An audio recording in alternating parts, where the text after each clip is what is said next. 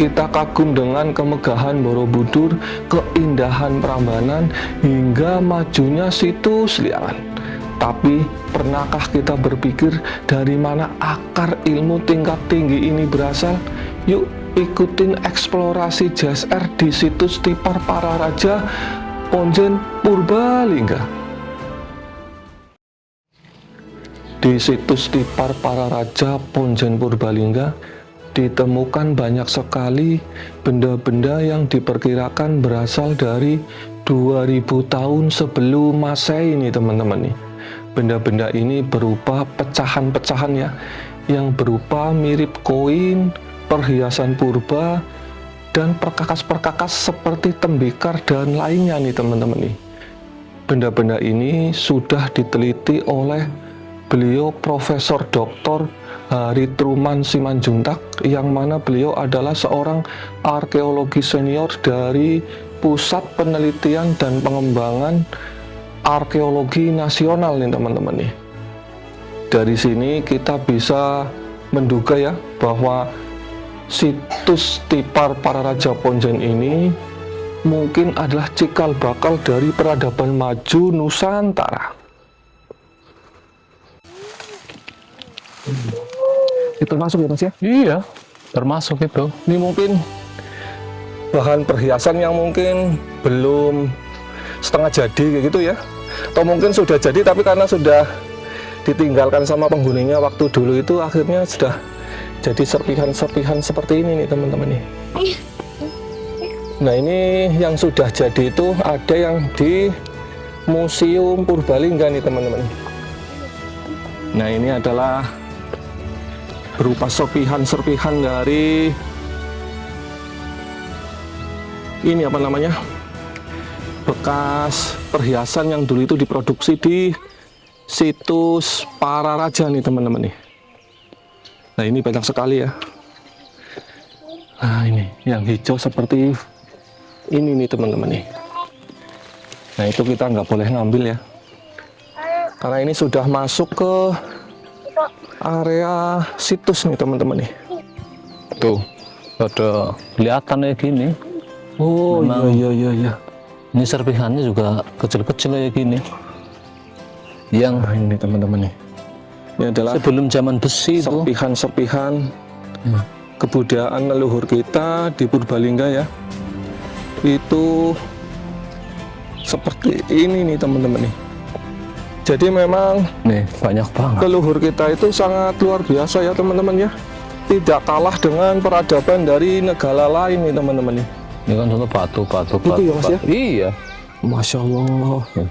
Hampir semua hamparan di wilayah Tipar ini semuanya banyak yang puing-puing seperti itu. Cuman kalau untuk mengambil yang apa?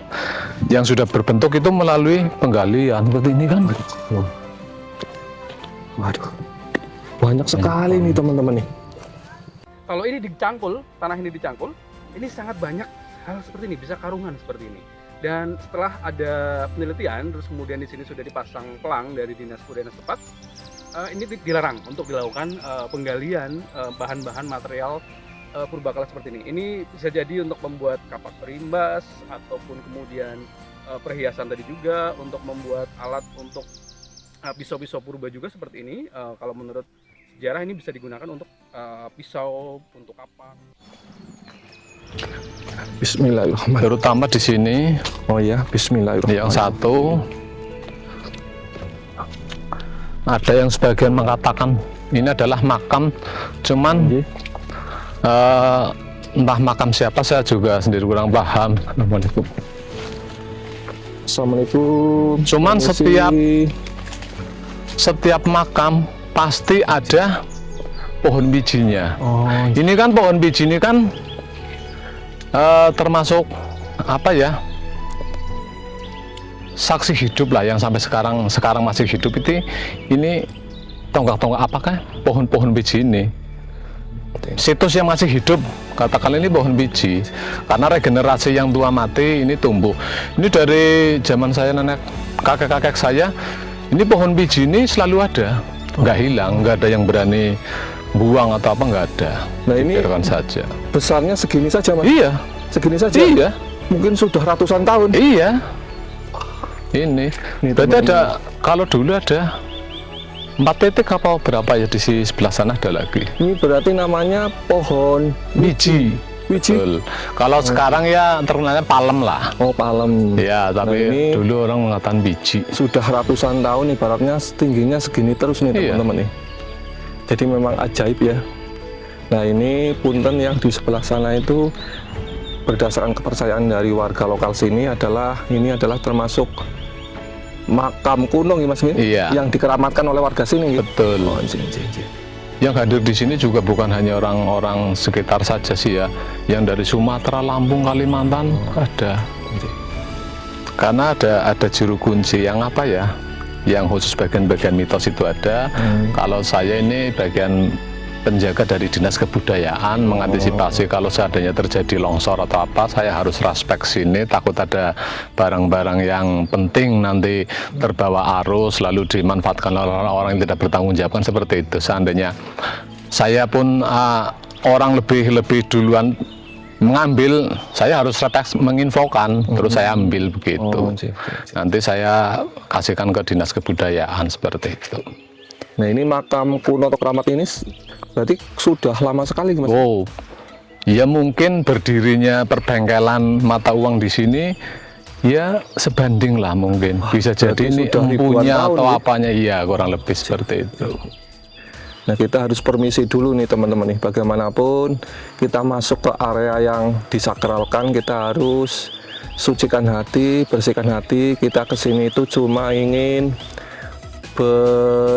belajar nih teman-teman nih, belajar sejarah, menginformasikan kepada generasi muda bahwa di Desa Ponjen, Kecamatan Karanganyar, Purbalingga ini telah muncul peradaban sejak 2000 tahun yang lalu nih teman-teman nih. Nah, ini sudah tidak bisa dibantahkan lagi karena sudah diteliti secara akademisi nih teman-teman nih, secara arkeologi ya. Nah, Iya. ini yang meneliti ini adalah salah satu arkeolog dari UGM ya Mas nih, Profesor Dr. Simanjuntak. Simanjuntak nih. Iya. Wah, ini luar biasa nih teman-teman nih.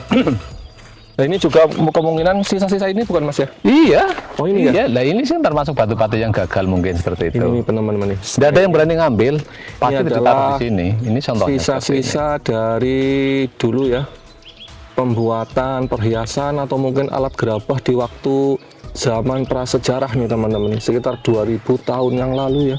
Nah, ini adalah mungkin yang gagal produk nih teman-teman nih. Iya, ini kan sudah ada bekas-bekas bulatannya kan sudah Ini ya. kelihatan ini. Nah, ini sudah ada seperti goresan-goresan. Iya, ya. goresan-goresan. Makanya serpihan-serpihannya itu kan banyak banget. Luar biasa nih teman-teman nih. Berarti sebelum ada zaman besi, batu sekeras ini kok bisa dipolas sedemikian rupa dan bagusnya luar biasa. Bahkan di sini ini ya Pak ya, Iya. ini kan halus banget, halus. Terus di sini ada jidir, ada jidirnya. Terus ada cincinnya yang melingkar seperti ini, ngunci. Jadi kalau cincinnya dipaksa dikeluarkan ya ini rusak. ya. Oh iya, iya. Seperti itu. Ada ditemukan ada seperti ini. Berarti leluhur kita sudah mengenal istilahnya teknik untuk mengunci Iya. perhiasan ya Mas? Perhiasan. Luar biasa nih teman-teman nih. Nah, ini kita ambil lagi. Nah, ini ya. Ini seperti ini nih teman-teman nih. Ini kalau mungkin ada yang bisa membuat perhiasan, jadinya bagus sekali Mas ya. Iya, cuman kemarin waktu booming-boomingnya batu itu, saya jaga tiap malam. Siang malam saya standby di sini. Dan ini kalau misalkan terbukti membawa semua apapun ya yang ada di Iya. Gusti Palaraja ini, ketahuan bisa dipidana nih teman-teman. Bisa. Karena sudah ada payung hukumnya ya teman-teman ya. Iya. Nah, ini di sini nih teman-teman. Ini contohnya nih Pak. Nah, ini ya. Nah, ini adalah contoh-contoh perhiasan atau koin-koin waktu dulu Iya. Mas ya. Luar biasa nih teman-teman nih. Nah, ini yang sudah diabadikan oleh Mas Ali Bahrudin ini seperti ini nih teman-teman nih. Ini yang sudah jadi tapi tertinggal di sini ya teman-teman ya. Iya. Jadi barang yang sudah jadi tapi rusak, ada yang mungkin setengah jadi ditinggalkan sengaja di sini ya Mas ya. Iya. Oleh leluhur kita. Gitu. Iya seperti itu sih. Ternyata di Purbalingga, tepatnya di Desa Ponjen ini dulu ada bengkel perhiasan nih teman-teman nih, luar biasa sekali nih teman-teman. Berarti setiap jengkal tanah ada ya Mas? Ya? Ada. Di Dan sini ini ada. kalau misalkan diadakan penggalian lagi, ekskavasi lagi, mungkin bisa ditemukan yang lebih bagus lagi. mungkin. Jadi memang sayangnya masih masuk dalam lahan warga ya teman-temannya. Jadi memang masih ditanemin oleh warga seperti ini nih teman-teman. Ini kalau warga mau ngolah, otomatis kan dicangkul ya. Itu timbul semuanya. Oh, Serpihan-serpihannya timbul. Nah, maka dulu itu sebelum saya ditugaskan di sini, ada batu hijau itu laku, batu-batu hijau. Warga dulu sempat ngambilin dari sungai. Tapi ada orang yang ngambilin dari sini, jadi disapu Pak. Ngambilin di sini hampir kandian lah Pak. Cuman ngambil yang di atas. sakar karung. Iya, ngambilin serpihan-serpihannya di atas itu dijual. Oh, dijual. Iya. Waktu itu belum ada undang-undang. Oh, belum Belum. ada undang-undang, jadi Iya. istilahnya nggak bisa dijerat gitu. Nggak bisa dijerat. Cing. Ini dulu kan orang-orang nyangkul aja segini aja sudah timbul semuanya terkena batu. Maka cangkul yang di sini harus betul-betul tajam karena berbenturannya dengan itu serpihan-serpihan batu yang keras. Seperti itu. Nah, ini ya. Seperti ini. Ini bisa ditemukan seperti ini nih teman-teman nih. Nah, ini ya. Ini serpihan-serpihan batu yang masih tersisa di situs Tipar Para Raja Ponjen nih teman-teman. Nah, ini kita kalau misalkan ke sini meskipun berserakan ya, kita dilarang untuk mengambil nih teman-teman nih. Karena status hukumnya itu di sini sudah jelas ya. Berlaku. Berdasarkan undang-undang nih teman-teman nih. Nah, ini kita taruh lagi nih teman-teman. Jadi misalkan kita ke sini itu berjalan pasti ada serpihan-serpihan nih teman-teman. Nah, ini kalau misalkan ada ekskavasi lagi, saya yakin banyak sekali ditemukan peninggalan-peninggalan dulu nih teman-teman. Nah, ini ya, sepanjang jalan itu nih saya ketemu ini nih teman-teman nih, serpihan-serpihan seperti ini ya. Nah, ini adalah pecahan-pecahan yang mungkin dulu nggak dipakai nih teman-teman nih, atau mungkin sisa-sisa ini ya. Dulu kan kayak perhiasan kayak batu gitu kan diukir, dipahat. Nah, ini sisa-sisa pahatannya ini seperti ini nih teman-teman nih. Kalau yang sudah jadi itu bisa dilihat di eksplorasi saya di Museum Purbalingga ya. Nah, itu di sana ada nih teman-teman nih yang sudah jadi perhiasan. Sedangkan yang di sini adalah mayoritas itu adalah serpihan-serpihan sisa-sisa dari pembuatan perhiasan di waktu dulu. Jadi jarang ditemukan yang sudah jadi nih teman-teman. Rata-rata itu adalah yang setengah jadi atau serpihan-serpihan seperti ini. Nah, ini kita nggak boleh membawa, kita taruh lagi nih teman-teman. Jadi kita kalau masuk ke situs sejarah seperti ini, kita bawa ilmunya ya, kita bawa sejarahnya sebagai pelajaran kita, jangan bawa isinya nih teman-teman. Isi yang ada di situs itu nggak boleh dibawa ataupun dirusak. Kita cuma bisa mendapatkan ilmunya, mendapatkan sejarahnya, ceritanya, sedangkan isi yang ada di situs ini tidak diperbolehkan untuk dibawa pulang. Sampai sini dulu ya, eksplorasi jejak Sang Ragil di situs para raja di Desa Ponjen, Karanganyar, Purbalingga nih teman-teman. Dari sini kita belajar ya, bahwa leluhur kita di Desa Ponjen ini, Kecamatan Karanganyar, Purbalingga ini sudah luar biasa nih teman-teman. Nah, itu tadi kita ke sana ya, di atas bukit. Nah, itu di sana itu adalah pusat peradaban dari 2000 tahun sebelum Masehi ini teman-teman nih. Jadi leluhur kita di era itu sudah mengenal cara untuk membuat perhiasan nih teman-teman nih, perkakas seperti tembikar dan perhiasan ya. Nah ini memang luar biasa sekali.